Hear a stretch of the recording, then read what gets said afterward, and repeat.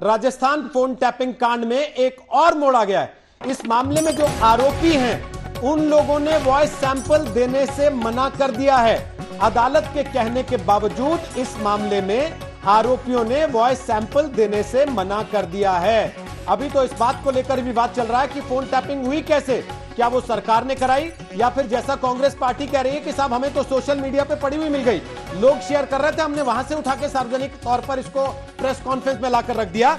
इस दरमियान बड़ी बात यह है कि अशोक सिंह और भरत मलानी दो लोग हैं, दोनों ने अदालत के आदेश के बावजूद सैंपल देने से मना कर दिया है। अब कोर्ट इस मामले पर फैसला सुनाएगी।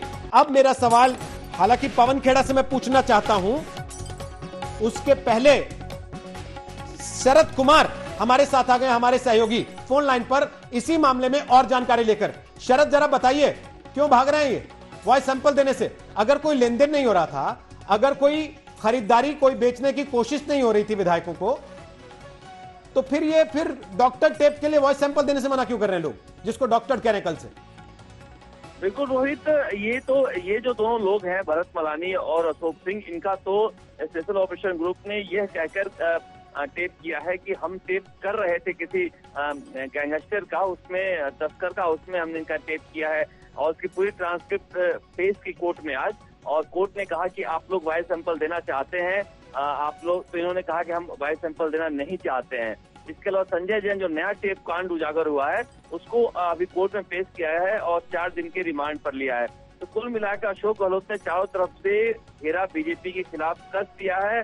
अब नई खबर यह है कि एसओजी और एंटी करप्शन ब्यूरो के अलावा एंटी टेररिस्ट स्क्वाड एटीएस भी इस मामले की जांच करेगा। जितनी जांच एजेंसियां थी सब गहलोत सरकार ने बीजेपी के खिलाफ उतार दिया है। और जिस तरह से ये वॉइस सैंपल देने के मना किए हैं, ऐसे लगता है कि कहीं न कहीं अशोक गहलोत के पास पुख्ता सबूत है, तभी ये कह रहे हैं कि टेप कांड झूठा होगा तो मैं राजनीति से संन्यास ले लूंगा। तो कुल मिला के अब ये मामला कोर्ट में है और अशोक गहलोत जांच एजेंसियों के जरिए चाहते हैं कि बीजेपी का जो कथित रूप से षड्यंत्र है उसका खुलासा करें। जी रोहित, लेकिन इससे एक बात और भी तो पुष्ट हो जाएगी कि सरकार फोन टैप कर रही थी और हो सकता है अपने उप मुख्यमंत्री का फोन भी टैप करवा रहे हो मुख्यमंत्री। देखिए रोहित, ये नया नहीं है। आप राजस्थान में, अगर मैं आपको बताऊं कि राजस्थान में हालत ये है कि मेरे पास अगर दिन भर में 50 फोन आते थे तो अभी 40 फोन व्हाट्सएप कॉल से आते हैं, चाहे राजनीतिक व्यक्ति हो या गैर राजनीतिक व्यक्ति हो। इतना डर का माहौल है इस राज्य में। तो सरकार टेप कर रही है ना कर रही है पता नहीं, लेकिन आम जनता की बात करता हूँ मैं, जितने फोन कॉल आ रहे हैं सब व्हाट्सएप कॉल ही आ रहे हैं कि भाई साहब फोन टेप हो रहा होगा। तो एक डर का माहौल तो है। लेकिन जो टेप इन्होंने पेश किया है ये संजय जैन वाला, उसमें कहा है कि हमें सोशल मीडिया से मिला है, कहाँ से मिला ये नहीं बताया है। जो 2 व्यक्तियों के आज वॉइस सैंपल देने से मना किया है, उस टेप के बारे में जरूर इन्हें कहा है कि एक तस्करी का मामले का हम खुलासा कर रहे थे, इसलिए टेप कर रहे थे। उस दौरान हमको ये आवाजें पता चली, तब हमने इनका टेप किया कि सरकार गिराने की बात हो रही थी। तो उसमें तो माना है कि हमने टेप किया है। ये नया टेप पेश किया है कांग्रेस ने, उसमें माना है कि हमने ये टेप नहीं किया, सोशल मीडिया से मिला है।